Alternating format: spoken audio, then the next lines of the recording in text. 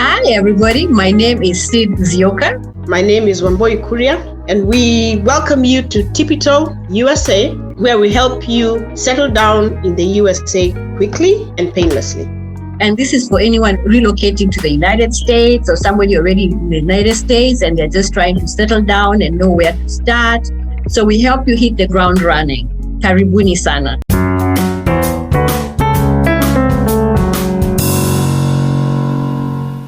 Now, just a quick one. I have been here for 5 years. It has been quite a challenge. I came to the US with my son. He was 3 at the time. I'm fortunate enough to have a lot of my family here. So some of the challenges that we'll share with you was simpler and easier for me. And one of the reasons why we created this platform is so that we can share those experiences that we had. There are people who have had a really hard time settling down. Mine was not as bad. It was still difficult, but not as bad. Been here for 5 years, worked all kind of jobs, both corporate and stacking shelves in the supermarket. Here we call them stores. But so far, so good. And here I am today. Sid? Thank you. Awesome. I've also been here for over 20 years. I came in the mid-90s. I was a young girl. And I've been here since. I've gone to school here. I did my master's here and my PhD here in human resources management. So I'm also called Dr. Sid, for those who know me in that platform. I've worked in the corporate America and, in non-corporate settings. There's a lot to learn from both sectors, but you embrace it as it comes, and I've also been blessed to have a lot of family here and also have a lot of friends. So having those networks has also helped, survive better. But I'm not going to say it's all smooth. We have good days and bad days, but if you're a survivor, if you've come this far, you're going to make it. One of the most difficult things for me to adjust to when I came here was driving. In Kenya, we drive on what I consider the right side of the road. Here, we drive on the wrong side of the road. I remember an incident. I had gone visiting Sid. I was fine until I got to her house, but on my way back, I forgot and I turned on the wrong lane. And I'm wondering why this car is coming towards me, only for me to remember that, no, I'm on the wrong side of the road. So that was scary. I survived it. Today I drive like I'm being chased. I got used to it. It took me a minute, but I got used to it. And it was fine. Learning how to drive, yes, on the wrong side of the road. If you come from Kenya and you haven't driven before, driving in the US is really good. Everybody follows the rules. When the lights are red, we all stop. When they're green, we all go. People keep to their lanes. They use their signals, as we call them at home, indicators. When it's raining or when it's very cold, the law stipulates that you must have your lights on. Or when it's foggy or when it's snowing. Another thing you will notice here is the cars. There's one car that throws me off. At home I left the Toyota Premium. Here they call it something totally different. I think they call it Scallion. But you'll find the same cars we have at home, you will find them here, and of course with extras. Putting gas. We call it gas here, we call it petrol at home. Here you have to gas up your own car. At home there's a petrol attendant. Someone will put the gas for you at home. Those are some of the challenges of driving in the US. That's what it is about the driving. I want to share about my first experience also when I came here. Mine was accent, the accent and the words that people use. We speak British English in Kenya and then here we have the American English. So that can be so unnerving. However many shows you watched in Kenya, those shows we used to watch, Prince of Bel-Air and whatnot, they do not touch what you're going to experience once you land here. So when I landed one of the biggest airports, in the US, the John F. Kennedy in New York. I just remember when I landed, where our room was by the bigness of the airport, compared to what we have at home. And being my first international travel, I didn't know what to expect. But anyway, I arrived.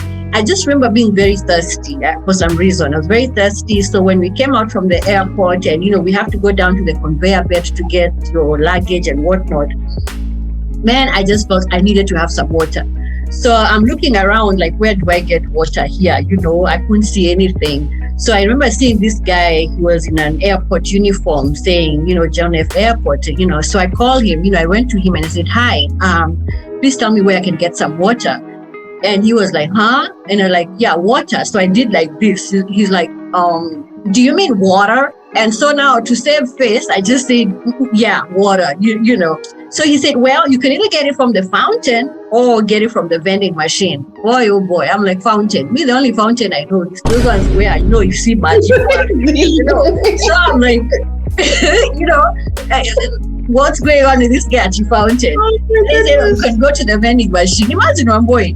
So I quickly, with my 2 luggages, your 2 carry-ons, I'm running to the car place. Oh my goodness. The vending machine showed me 2 blocks down. So I go there, I see this massive machine. I can see the drinks, soda, Fanta, my juices, name it, they were all there.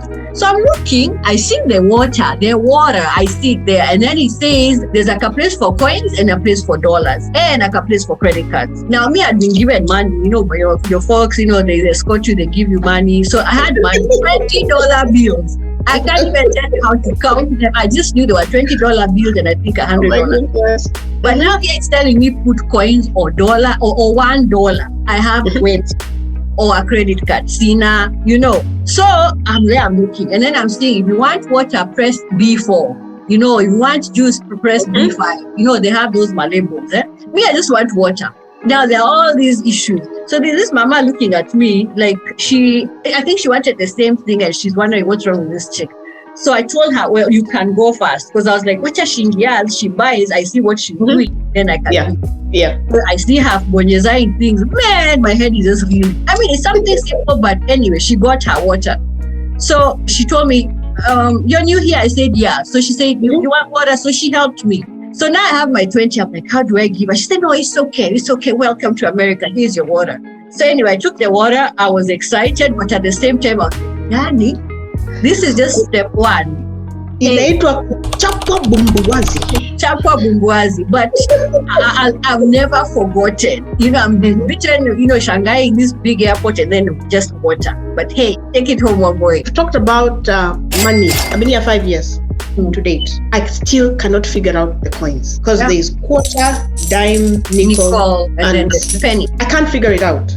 Anytime I have to go somewhere where they'll be like, it's $2, I don't know, so many dime, 90 cents, what I give them a whole note because I cannot figure out this coin business. Yes. Nyumbani hatuna coin, nyumbani ni notes. Exactly. The only coin that I remember before they changed the currency was 5 and 10 because even the cents are no longer. But here the coins. So anytime I get change in coins, I have a big jar.